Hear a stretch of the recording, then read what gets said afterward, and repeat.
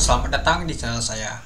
Di video kali ini, saya akan bahas tentang IP perusahaan PT Homeco Victoria Makmur Tbk atau bisa disingkat dengan kode emiten yaitu LAB, pedagang besar peralatan dan perlengkapan rumah tangga. Oke teman-teman, langsung saja kita lihat dulu untuk ringkasan perusahaan emiten ini. Perusahaan didirikan pada tahun 2012, adalah pemimpin pasar di Indonesia yang menjual berbagai kategori produk.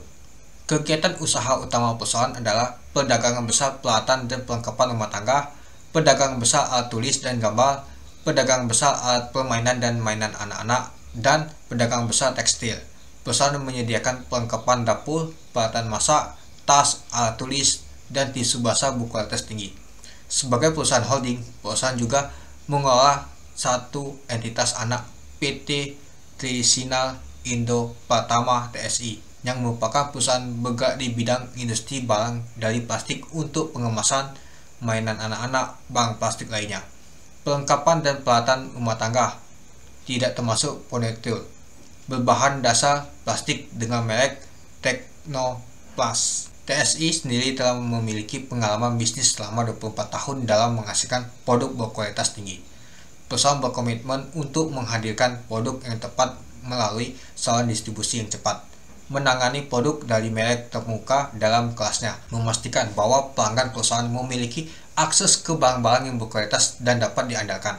Dengan kehadiran perusahaan di lebih dari 40.000 titik penjualan di seluruh kota Indonesia, produk perusahaan mudah diakses oleh pelanggan, merefleksikan visi perusahaan untuk meningkatkan kegiatan sehari-hari dengan menciptakan pengalaman hidup yang lebih baik melalui perhatian terhadap detail. Untuk alamat emiten ini di Jalan Kebun Jeruk Raya nomor 1 Aceh, Kelurahan Kebun Jeruk, Kecamatan Kebun Jeruk, Kota Administrasi Jakarta Barat, Provinsi DKI Jakarta 11530 Indonesia. Situs perusahaan emitennya yaitu http://www.homeco.co.id. Nah, itu dia teman-teman untuk ringkasan perusahaan emiten ini. Oke, kita lanjut. Nah, ini dia contohnya teman-teman. Ini adalah perabotan rumah tangga. Ini panci. Ini produknya teman-teman. Ini yang dijual teman-teman itu. Nah, ini juga mungkin kita pernah sekali ketemu produk-produk ini. Nah, ini dia yang dijual itu. Seperti untuk masak-masak ya teman-temannya, perabotan rumah tangga. Nah, ini ada brandnya teman. Oke, kita lanjut lagi ke informasi perusahaan IPO ini.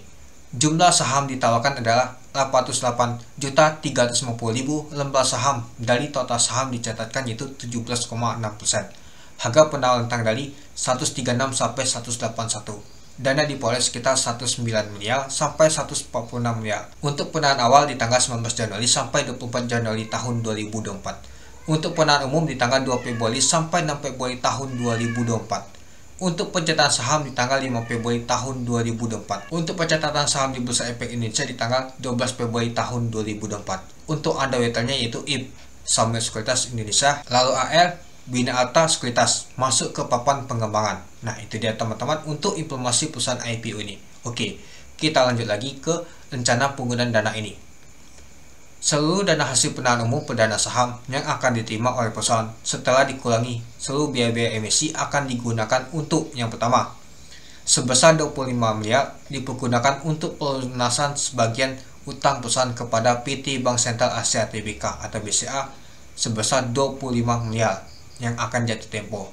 Pelunasan sebagai utang kepada BCA yang akan jatuh tempo direncanakan akan dilaksanakan paling lambat 1 bulan sejak dana penawaran umum diterima. Itu. Yang kedua, sebesar 25 miliar akan digunakan untuk pelunasan sebagian utang usaha perusahaan kepada entitas anak PT Trisinal Indo Pratama TSI selaku entitas anak perusahaan. Selanjutnya TSI akan menggunakan dana ini untuk melunasi sebagai utang TSI kepada BCA terhadap fasilitas dengan tingkat bunga yang paling tinggi. Pelunasan sebagian utang kepada BCA yang akan jatuh tempo direncanakan akan dilaksanakan paling lambat 1 bulan sejak dana penawaran umum diterima, di mana perusahaan melakukan pembayaran kewajiban keuangan kepada TSI terlebih dahulu, dan TSI melakukan pelunasan sebagian utang kepada BCA pada hari yang sama. Yang ketiga, sisanya akan digunakan oleh perusahaan untuk pengembangan usaha dalam bentuk modal kerja, antara lain namun tidak terbatas pada pembelian persediaan merupakan produk yang hak atas kekayaan intelektual HAKI terdaftar atas nama perusahaan. Persediaan bahan penunjangan berupa bahan yang akan digunakan untuk pengemasan produk perusahaan, persediaan barang dagang merupakan produk barang dari pihak ketiga yang langsung dibeli oleh perusahaan untuk dijual kembali. Lalu pengiriman barang dagang dan biaya pemasaran serta biaya operasional lainnya. Biaya-biaya yang termasuk dalam biaya umum dan administrasi termasuk namun tidak terbatas kepada beban gaji pegawai, biaya pengangkutan persediaan dan lainnya. Nah, untuk keterangan lebih lanjut teman-teman bisa baca untuk Profesor di bab 2-nya. Nama itu tentang rencana penggunaan dana ini. Itu dia. Nah, jadi kita tahu ya teman-temannya. Jadi sekitar 50 miliar ini akan digunakan untuk bayar utang ke Bank BCA semuanya teman-teman. Termasuk juga untuk entitas anaknya nih. Anaknya ini aja dia utang ke Bank BCA. Artinya utang BCA ini sekitar 50 miliar teman-teman. Oke, kita lanjut lagi. Kita masuk ke struktur pemegang saham. Nah, kalau kita lihat sih sebelum IPO nilai nominalnya 25 plus saham. Ini lumayan banyak banget ya teman-temannya untuk pemegang sahamnya nih. Yang paling banyak adalah PT Homeko Global Investasi. Nah, sisa itu 0,% semua teman-teman. Tapi lumayan juga sih kalau mereka jual di hari pertama, bisa-bisa nanti kena guyur teman-teman, itu dia. Nah, lalu ada nama itu ESA untuk karyawan. Nah, lalu jumlah modal ditetapkan dan disetorkan penuh ke Bursa Efek Indonesia nanti sekitar 4,5 miliar. Itu dia teman-teman. Oke, kita lanjut lagi ke pembatasan atas saham yang dikeluarkan sebelum penahanan umum ini. Nah, kita lihat ya teman-temannya, ini paling banyak banget ini. Nah, jadi nilai sebelum dia IPO ini 25 per saham itu. Nah, jadi oleh karenanya masing-masing pemegang saham tersebut memperoleh saham dari perusahaan dengan nilai saham sebesar 25, yang berarti di bawah harga penahanan umum saham perusahaan yang ditawarkan dengan rentang harga 136 sampai dengan 181. Setiap saham pada tanggal 31 Juli tahun 2023 atau kurang dari 6 bulan sebelum tanggal pernyataan pendaftaran kepada OJK yang disampaikan oleh perusahaan pada tanggal 25 Oktober tahun 2003. Karenanya masing-masing dari mereka dilarang untuk mengalihkan kepemilikan mereka atas saham dalam perusahaan sampai dengan 8 bulan setelah pernyataan pendaftaran menjadi efektif itu. Jadi semuanya ini nggak boleh dijual teman-teman ya, tidak boleh dialihkan itu. Nah, kecuali kita ya masyarakat. Nah, jadi kalau kita masyarakat boleh nama itu jualan itu. Jadi yang megang yang lama ini nggak boleh jual sama sekali karena nilai nominal itu 25 per saham. Sehubungan dengan hal tersebut, masing-masing pemegang saham tersebut di bawah ini telah menyatakan kesediaan mereka untuk tidak akan mengalihkan baik sebagian maupun seluruhnya sahamnya di perusahaan dalam jangka waktu 8 bulan. Setelah pernyataan pendaftaran menjadi efektif dituangkan dalam surat pernyataan sebagai berikut. PT Homeko Global Investasi, Elis Kismoto dan S. Jamsoe Pajal masing-masing tanggal 6 Oktober tahun 2003. Berdasarkan surat pernyataan dari S. Jamsoe Pajal dan Elise Kismoto tanggal 15 November tahun 2003, S. Jamsoe Pajal dan Elise Kismoto menyatakan bahwa dirinya sebagai bagian dari kelompok yang organisasi yang merupakan pengendali sebagaimana dimaksud dalam ketentuan pasal 1 ayat 4 Peraturan OJK nomor 9 POJK 04 2018 tentang pengembalian perusahaan terbuka dari perusahaan dan tidak akan mengalihkan pengendalian baik langsung maupun tidak langsung pada perusahaan dalam jangka waktu 12 bulan setelah pernyataan menjadi efektif teman-teman. Itu dia. Nah, jadi kita sudah tahu ya, nyata mereka ini nggak boleh jualan sama sekali itu. Oke. Kita lanjut lagi ke bagian struktur hubungan kepemilikan antara perusahaan dan pemegang saham perusahaan ini. Nah, kalau kita lihat sih banyak banget ya teman-temannya. Nah, ada SF ya teman-temannya. Nah, ini adalah singkatannya teman-teman. Nah, kalau kita lihat sih si SF ini paling banyak ya teman-temannya di HGI ini. Nah, itulah kenapa dia jadi disebut oleh pengendali dan juga oleh Eka. Eka juga paling banyak teman-teman. Nah, jadi mereka berdua ini pengendalinya, itu dia. Jadi pengendali PT Homeko Victoria Makmur Tbk. Nah, lalu ini anaknya, itu dia. Oke, jadi kita sudah tahu ya untuk struktur hubungan kepemilikan perusahaan ini teman-teman ini. Ini dia bentuk untuk hubungannya untuk anak usahanya, ini dia. Kita sudah tahu ya. Oke, kita lanjut lagi ke laporan posisi keuangannya. Nah, kita lihat untuk jumlah asetnya ya. Nah, kita lihat ya untuk di tahun 2020 ke tahun 2023. Kalau kita sih untuk jumlah aset lancarnya itu mengalami peningkatan terus ya teman-teman ya dari tahun ke tahun. Untuk jumlah aset tidak lancar, kalau kita sih ada banyak bervariasi ya. Di tahun 2020 ke tahun 2021 nyata mengalami penurunan. Di tahun 2022 menurun lagi dia. Di tahun 2023 menurun dia. Tapi untuk jumlah aset total semuanya dari tahun ke tahun dia mengalami peningkatan. karena jumlah aset lancar itu meningkat teman-teman itu. Oke, coba kita lihat untuk liabilitas jangka pendeknya untuk utangnya. Oke, kita lihat di tahun 2020 ke tahun 2021 nyata mengalami peningkatan, di tahun 2022 meningkat lagi. Lalu di tahun 2023 menurun untuk utangnya untuk jangka pendek. Lalu untuk jangka panjangnya kalau kita lihat sih dari tahun ke tahun nyata mengalami peningkatan. Nah, di tahun 2023 dia menurun lagi teman-teman, itu dia. Jadi, untuk seluruh total hutangnya dari tahun ke tahun dia mengalami peningkatan sampai di tahun 2023 di Juli ini itu. Untuk jumlah ekuitasnya pastinya mengalami peningkatan dari tahun 2020 ke tahun 2023, itu dia. Oke, kita lanjut lagi ke laporan laba ruginya. Kita lihat untuk pendapatannya. Berapa banyak sih dia melakukan penjualan pada saat di tahun 2020 ke tahun 2023. Kalau kita lihat sih di tahun 2020 ke tahun 2021 mengalami peningkatan lumayan juga sih. Nah, di tahun 2022 dia bisa naiknya sangat drastis, hampir 100%. Nah, lalu kita lihat di tahun 2022 ke tahun 2023 di bulan Juli teman-teman. Ternyata di bulan Juli sampai di tahun 2023 ini sedikit menurun untuk pendapatannya teman-teman itu. Nah, untuk beban pokok penjualannya pastinya mengalami peningkatan juga itu. Nah, kita langsung saja ya teman-temannya. Nah, kalau kita lihat sih, nah setelah dapat penyelesaian performa ya atau laba bersihnya, ini sama saja jumlah laba bersihnya. Nah, kalau kita lihat sih di tahun 2020 ternyata dia mengalami kerugian teman-teman. Ruginya lumayan besar banget ya, 8 miliar. Tapi di tahun 2021 mencetak laba lagi 4 miliar. Lalu di tahun 2022 meningkatnya sangat drastis jadi 22 miliar. Nah, coba kita bandingkan di tahun 2022 ke tahun 2023 di bulan Juli. Ternyata kalau kita lihat sih untuk pendapatannya di tahun 2023 untuk laba bersihnya ternyata meningkat sangat drastis dibandingkan di tahun 2022, itu dia. Nah, jadi di tahun 2023 tuh meningkatnya tuh sangat drastis banget teman-teman itu. Oke. Kita lanjut lagi ke hasil keuangan pentingnya teman-teman. Nah, untuk pendapatannya di tahun 2020 ternyata dia mengalami kerugian minus 36%. Ya mungkin karena efek corona ya teman-temannya. Nah, di tahun 2021 meningkat lagi, di tahun 2022 meningkatnya sangat drastis ya. Nah, di tahun 2023 ini dia menurun tadi pendapatannya itu.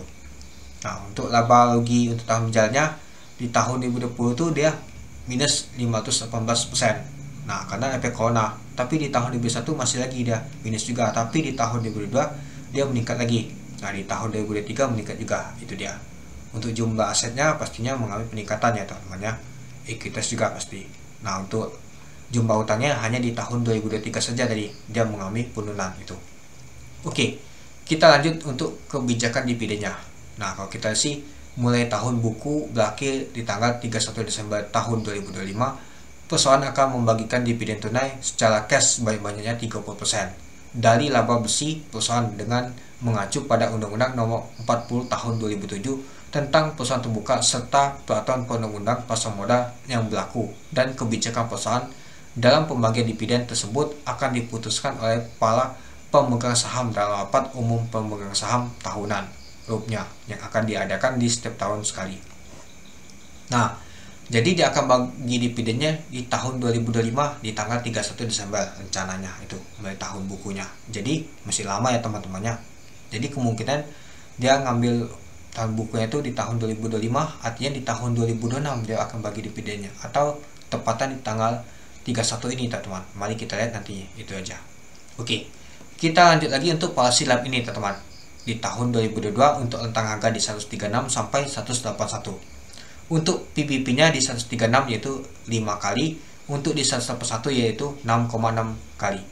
Untuk PEL-nya di 136 yaitu 27,79 kali, untuk di 181 yaitu 36,98 kali. Untuk BP-nya itu sama ya, untuk rentang harganya 27,18, untuk DEL-nya juga sama, rentang harganya 129,68%, untuk lain juga sama 18%, untuk EPS 4,89. Untuk jumlah saham yang disetorkan penuh adalah 4,5 miliar, untuk ekuitasnya yaitu 124,8 miliar, untuk laba bersih yaitu 22,4 miliar, untuk total hutangnya yaitu 161,9 miliar. Untuk market cap di 136 yaitu 624 miliar, untuk market cap di 181 yaitu 831 miliar. Nah, kalau kita lihat untuk policy ini lumayan menarik juga ya teman-teman, nggak terlalu mahal banget sih menurut saya sih. Nah, tapi kalau kita lihat sih untuk DEL-nya lumayan agak tinggi ya teman-teman. Nah, coba kita lihat untuk di tahun 2023 disetahunkan teman-teman untuk policy-nya nih. Untuk harganya sama ya. Untuk PVP-nya di 136 itu 3,66 kali, untuk di 181 itu 4,88 kali. Untuk PEL-nya di 136 itu 18,55 kali, untuk di 181 yaitu 24,68 kali. Untuk BP-nya yaitu sama ya, untuk rentang harganya 37,12, untuk DOL-nya juga sama 72,21%, untuk ROE juga sama 19,75%, untuk EPS 7,33. Untuk jumlah saham di stok penuh adalah 4,5 miliar, untuk ekuitas yaitu 170,4 miliar, untuk laba bersih disetahunkan di tahun 2023 yaitu 33,6 miliar. Untuk total hutangnya yaitu 123,1 miliar, untuk market cap di 136 yaitu 624 miliar, untuk market cap di 181 yaitu 831 miliar. Nah, itu dia teman-teman untuk policy di tahun 2023 jika disetahunkan untuk laba bersihnya. Kalau kita lihat sih untuk PVP-nya nih lumayan menarik ya teman-temannya, karena agak murah ya dibandingkan di tahun 2022 itu. Dan juga untuk utangnya pastinya menurun ya teman-temannya. Nah, itu adanya jadi menurun ya. Nah, kalau saya lihat sih untuk policy untuk lab ini lumayan menarik sih teman-teman itu. Oke, kita masuk kesimpulan teman-teman. Yang pertama, kinerja perusahaan saham lab dari tahun 2020 ke tahun 2023 mengalami peningkatan dari segi pendapatannya. Meskipun di tahun 2020 dia mengalami kerugian, mungkin efek corona jadi pendapatannya turun ya teman-teman untuk laba bersihnya. Tapi di tahun selanjutnya dia bisa kembali lagi meningkat lagi untuk penjualannya itu. Yang kedua, tujuan pengguna dana kurang menarik. Separuhnya untuk bayar hutang teman-teman. Seperti yang kita lihat tadi untuk bayar hutang Bank BCA tadi teman-teman itu. Kalau ditotalin sekitar 50 miliar dan sisanya untuk modal kerja. Yang ketiga, untuk underweight dari IPO saham lab ini adalah AL dan IP. Secara history, AL sering collab log Allah. Terus, dan juga untuk IP bervariasi untuk pergerakannya. Mari kita lihat dulu. Nah, ini untuk AL, Bina Arta Sekuritas. Nah, kalau kita lihat sih di tahun 2020, BBSI 1 kali ALA, Dewi 2 kali ALA, JAL 3 kali ALA. Nah, lumayan menarik ya teman-temannya. Dan juga belum pernah sendiri dia. Kalau collab tetap nama itu dia bisa A dia teman-teman itu. Nah, mungkin kalau collab sama IP nanti bisa A dia teman, tapi nggak ada kemungkinan juga. Mari kita lihat untuk IP, untuk Samuel Sekuritas Indonesia. WMP nyata minus, WMU 2 kali A, MTEL minus, Pego kuning, untuk NS 6%, untuk Awan 4 kali A, PKTL 11%, AMN 3%, Vlog 13%. Nah, jadi kalau kita lihat sih untuk pergerakan untuk IP ini banyak variasi ya teman-teman ya. Meskipun dia collab belum tentu juga A ya teman-teman. Tapi kalau kita lihat seperti awal kemarin itu bisa 4 kali A. Ya, semoga saja nanti untuk lab ini bisa A teman-teman. Apalagi untuk lihat valuasi itu sangat murah teman-teman. Nah, untuk track recordnya itu lumayan bagus ya teman-temannya. Itu dia. Nah, lalu untuk IPO saham lab ini akan barengan sama IPO saham NCAP teman-teman. Pastinya dana retail akan terpecah antara bagi dua atau pilih yang menarik saja. Nah, jadi teman-teman tuh mau pilih apa, mau lab atau MCAP. Nah, silakan dipilih. Atau mau ikut keduanya boleh juga teman-teman. Atau mau skip keduanya boleh juga. Itu terserah teman-teman. Nah, kita yang pentingnya itu mencari nama tujuan. Yang mana potensi cuan kita masukin dananya. Mungkin kalau misalkan nggak selera atau mungkin ini kurang bagus ya sudah kita skip saja daripada nama itu nanti bocos itu. Nah, mungkin saya akan lanjut lagi untuk prospektus finalnya. Mungkin ada tambahan underweight-nya atau tambahan yang lain teman-teman untuk nama tuh untuk lab ini. Ya, mungkin kalau tidak ada, mungkin saya tidak akan lanjutkan lagi pembuatan video. Mungkin video ini aja sudah cukup teman-teman itu. Yang keenam, IPO saham lab lebih cocok memanfaatkan momentum jangka pendek saja, yaitu YPC aja. Ya, mungkin menurut saya sih untuk jangka panjang agak kurang sih, apalagi perabotan rumah tangga ya teman-temannya. Saya aja kurang sih untuk perabotan rumah tangga. Ya, kalau untuk investasi jangka panjang itu terserah teman-teman sih. Mungkin ada juga yang menarik bagi teman-teman. Wah, ini bagus nih perabotan, mau dikoleksi nih sahamnya, boleh juga itu teman-teman untuk jangka panjang itu. Oke, mungkin itu saja sih teman-teman untuk video saya tentang pembahasan IPO saham lab ini. Gimana teman-teman, tertarik untuk ikut? Kalau ikut silakan untuk teman-teman untuk melakukan pemesanan. Tapi lihat dulu nanti untuk di prospektus finalnya apakah ada perubahan atau tidak. Oke, mungkin itu dulu ya teman-temannya untuk video saya tentang pembahasan IPO saham lab ini. Oke, sekian dulu video saya. Terima kasih sudah menonton. Salam cuan.